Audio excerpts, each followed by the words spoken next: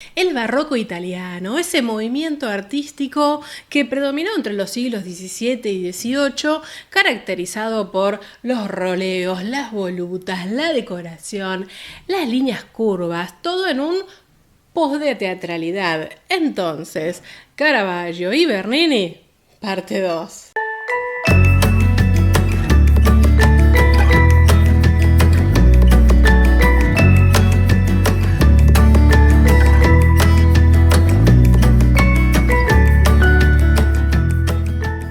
Les doy la bienvenida una semana más y por cierto, si no vieron la parte 1 les recomiendo muchísimo, así que les voy a dejar el link por acá arriba.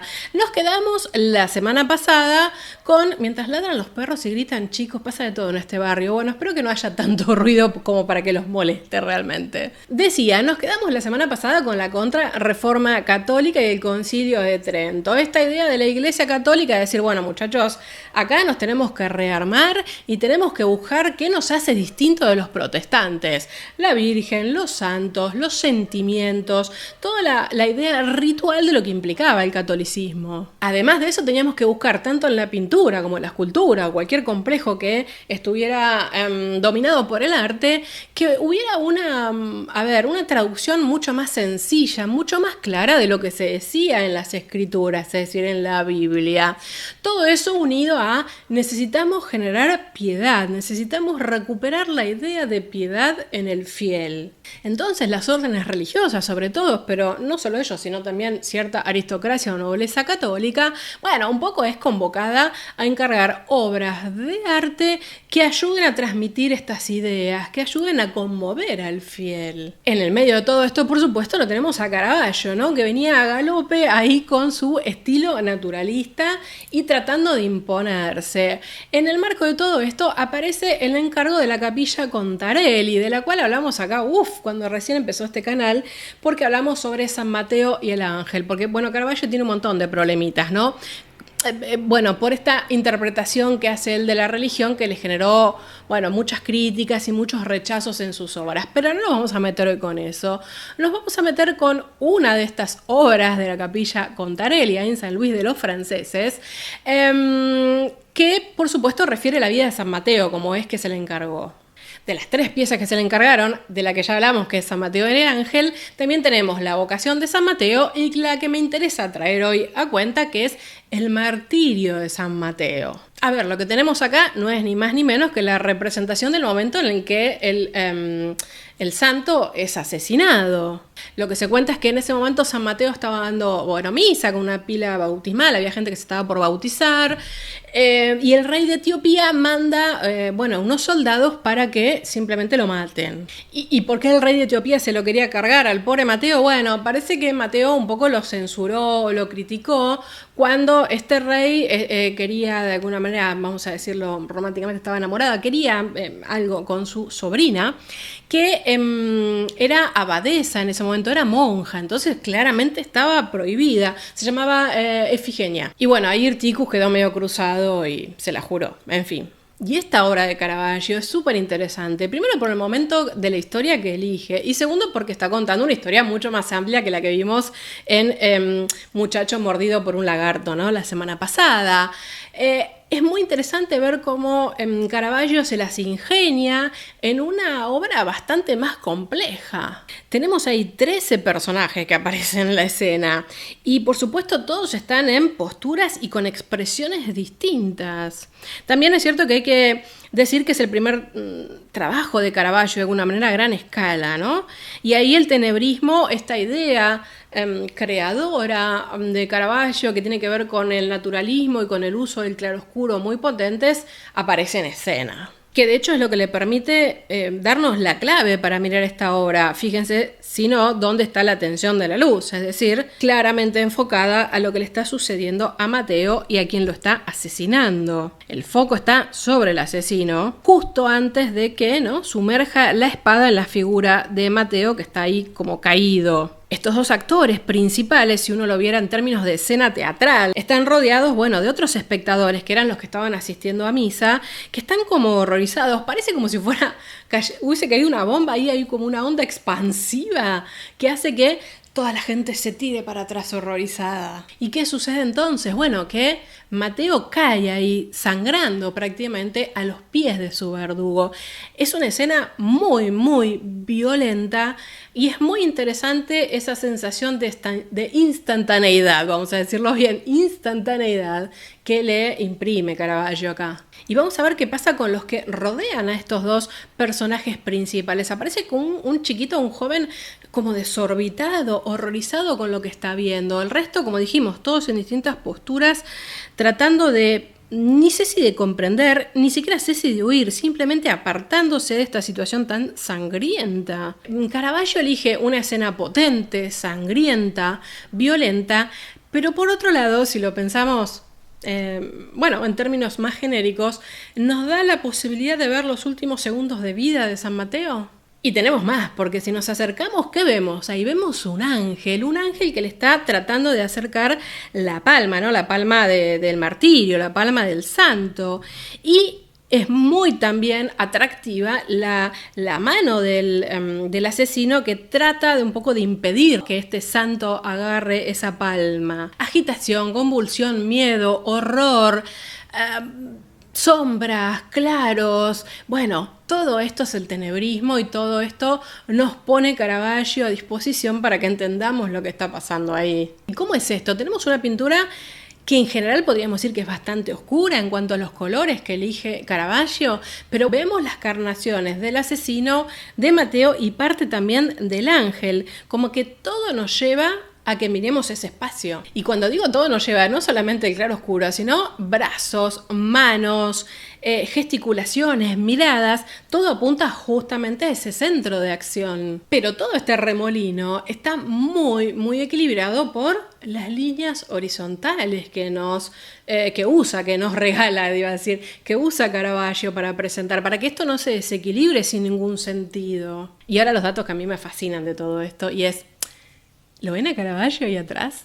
Es un testigo privilegiado de la escena, como si hubiese viajado en el tiempo y pudiera ver lo que sucedió cuando mataron a San Mateo. Lo curioso de esta obra magistral que hizo Caravaggio es que, como también las otras dos, tuvo muchos problemas de aceptación. De hecho, esta es la tercera versión que hizo de esta obra. Él la inició, la dejó porque se la rechazaron 2 veces y luego la retomó.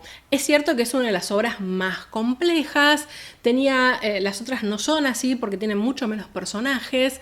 En este caso, bueno, claro, tenía mucha gente en escena y de hecho se ven bastantes repintes que, bueno, se pudieron estudiar a través de rayos X. Y ahora, de la misma manera en que la fotografía congela un momento, Caravaggio congela al asesino, a San Mateo, al ángel, a todos los que están ahí como volando por la onda expansiva de esta cruel escena.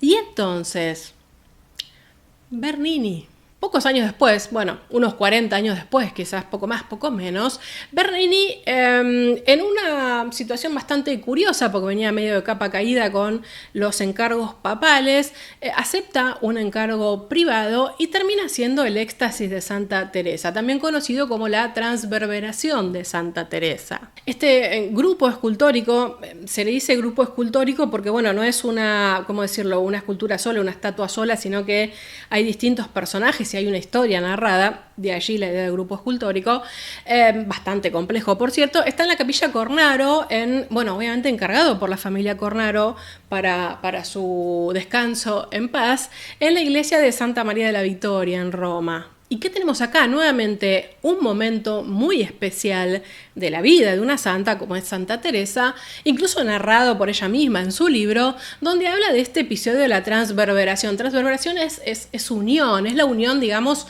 de la santa con Dios. Y a ver, esto tiene un nivel de complejidad elaborado por Bernini que es como la culminación absoluta de todo.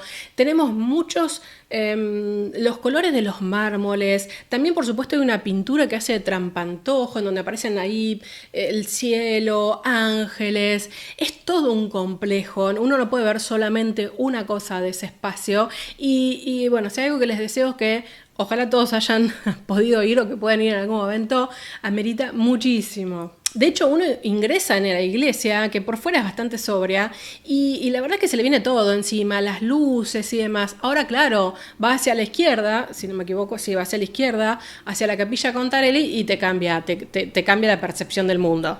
Sobre todo porque tenemos un poco de todo, como decía, tenemos un fresco que hace de trampantojo de cielo y de ángeles, y luego de eso, claro, la escena principal. La santa como en una especie de clímax, casi erótico, porque hay que decirlo, esta mezcla entre placer y dolor, al sentir que el ángel, un querubín, dice ella puntualmente cuando lo escribe, le atraviesa con una flecha dorada.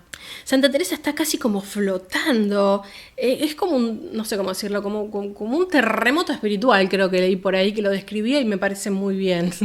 Y por otro lado, el éxtasis, esta sensación de Santa Teresa, y por otro lado el ángel, ¿no? Que está como sonriente, relajado, juguetón. Las figuras que resaltan muchísimo porque están hechas en mármol blanco, bueno, claro, contrastan y se destacan porque aparecen esos rayos, además de la flecha dorada, ¿no?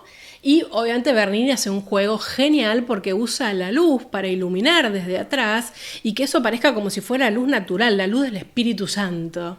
Nuevamente nos encontramos con una expresividad plena, exacerbada, con un cierto desorden que le da la sensación a una de las figuras. Y bueno, después ese pliegue, ¿cómo nos damos cuenta que Santa Teresa está ahí como en movimiento, está en éxtasis? Miremos los pliegues de la ropa, es mundo pliegue eso. Y no solo eso, sino que al costado de estos dos personajes principales nos encontramos con miembros de la familia Contarelli que están asistiendo a este momento como si fuera el palco de un teatro. Es fantástico. Acá tenemos como un, teatrum sanctum se dice, ¿no? Tenemos arquitectura, tenemos escultura y tenemos pintura con juegos de luces y contrastes para generar todo un clima. Pero vamos de nuevo a ver algunos detalles de la escultura, sobre todo de Santa Teresa. Tenemos todos esos pliegues que se multiplican, se remolinan, pero tenemos los piecitos, ¿no? Desnudos, o esa mano izquierda, que son las únicas partes del cuerpo que se le pueden ver a Santa Teresa. El resto solamente uno lo puede intuir debajo de ese manto, de esa ropa. En cambio, si lo pensamos desde el ángel, claro, al ser una representación bastante más clásica, es como que se le pega un poco más al cuerpo la ropa, literalmente, ¿no? Bernini hizo un juego entre poner más movimiento en las vestimentas para no tener que definir claramente la anatomía de Santa Teresa, que no era lo esperado, por cierto, porque no era lo importante, y sin embargo sí en el ángel, que tiene como una tela muy muy fina. Y ahí, claro, el trabajo sobre los pulidos que hace Bernini, que no trata estos mármoles de la misma manera, justamente para dar efectos totalmente distintos. Vamos al rostro de Santa Teresa. Es una de las cosas más miradas en la historia del arte igual, ¿no? Porque está completamente perdida, ausente de toda conciencia, entre comillas, ¿no? Los ojos a medio abrir, la boca entreabierta, entregada a un placer total con una mezcla de dolor, ese éxtasis divino que trató de, por supuesto, reflejar Bernini. Si nos damos vuelta y miramos al ángel de nuevo, a mí me genera cierta extrañeza, tiene como una especie de sonrisa más que... es rara, no sé, es enigmática. Hay una suerte de erotismo, pero está como en otro plano, está como diciéndole, mirá lo que te traigo, no sé cómo debo explicarlo claramente. El fresco que está arriba, que está pintado por Abatini, voy a ver si consigo alguna foto acorde que nos permite evaluarlo y apreciarlo, es muy interesante porque es como todo el decorado escenográfico que también da pie a que la familia Contarelli está ahí sentada, ¿no? Contarelli no, Cornaro, me mezclé con la de Caravaggio, ustedes me entienden. ¿Y qué es lo que interesa de todo esto de Bernini, más allá de que es una maravilla de apreciación? Bueno, ¿qué pasa con la relación con el espectador? Ahí Bernini usa todos los recursos disponibles que tiene para generar ese momento, esa instantánea que hablábamos hace unos minutos de Caravaggio. Y lo cito a Bernini, decía algo así como: el valor del arte reside en la ilusión que nos produce. La maestría del artista consiste en el hecho de que su obra dé sensación de realidad, aunque todo en ella resulte ser artificioso. De hecho, hay un modelo de terracota que se los voy a traer acá, que está en el Museo del Hermitage en Rusia, que bueno, está trabajado casi al mismo detalle. Es fantástico cómo Bernini previó todo en esta escena, ¿eh? Y ahora, para ir cerrando esta entrada y poder tener en apreciación las dos obras que vimos, la de Caravaggio y la de Bernini, más allá de las obviedades que son Vida de Santos y estar en el marco de la Contrarreforma.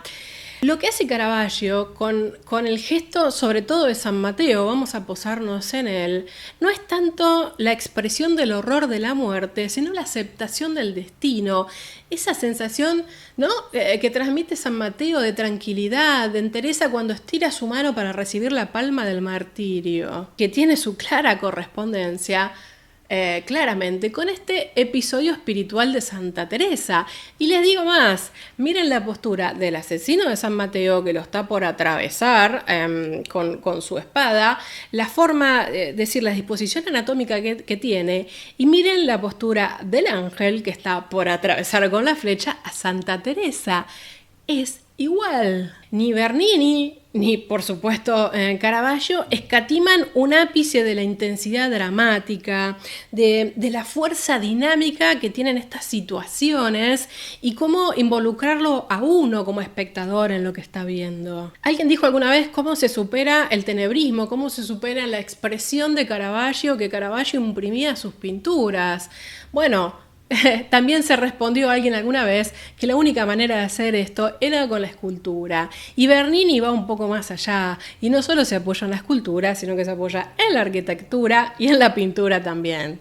Hay algo muy interesante que se dice del barroco italiano y que creo que aplica muchísimo, ni hablar a Bernini, y es que de alguna manera también la arquitectura se puso al servicio de la escultura, al servicio de la decoración, al servicio de lo que quería transmitir el espacio, más allá de su intención funcional inicial. Vuelvo de nuevo antes de cerrar la idea general, y es que la luz esa que pone Bernini, esa luz cenital que parece venir detrás de los rayos, es un recurso absolutamente artificial, pero que le da una impronta de realidad, de teatralidad única. Y hay algo muy interesante que encontré buscando cuando estaba trabajando las entradas sobre Caravaggio y sobre Bernini, y es que Bernini siempre quiso ser como el nuevo Miguel Ángel, ¿no? Siempre quiso tomar ese lugar y de hecho se lo valoró como tal, ¿no? Cada vez que se hablaba de una obra de Bernini en la época, fuentes del momento decían, oh, ha superado al gran maestro Miguel Ángel. Y yo encontré algo muy similar que habla de Caravaggio también. Hay una obra de Graham Dixon que estudia a Caravaggio y dice lo siguiente: era consciente de que lo que hacía era diferente en su época. Se refería constantemente a Miguel Ángel. Era como si quisiera decir, yo soy el Miguel Ángel de este tiempo. Solo puedo ahora cerrar esta entrada justamente con aquellos dos cultores, representantes únicos, expertos, geniales del Concilio de Trento, de la posreforma, de la expresión de los sentimientos que podía llegar a involucrar a este arte barroco, bueno, con una cita como esta. Los dos querían ser, los dos querían superar a Miguel Ángel. La influencia que tuvo Caravaggio sobre Bernini es innegable. Yo me lo imagino paseando y metiéndose ahí en San Luis de los franceses y demás para ver la obra de Caravaggio e inspirarse. Lo que hablamos del ángel, lo que hablamos también de la cara expresiva en la entrada de la semana pasada. Creo que, bueno, tenemos mucho ahí. Habría que juntar algunas otras obras también, pero no los quiero atosigar. Con dos me parece que está más que bien. Díganme si les gustó este tipo de entrada. Díganme qué les pareció.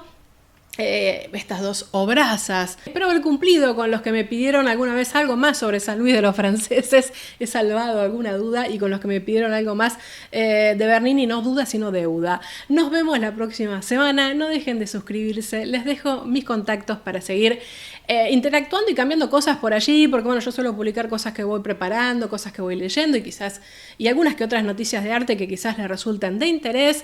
Me callo, como digo siempre. Adiós.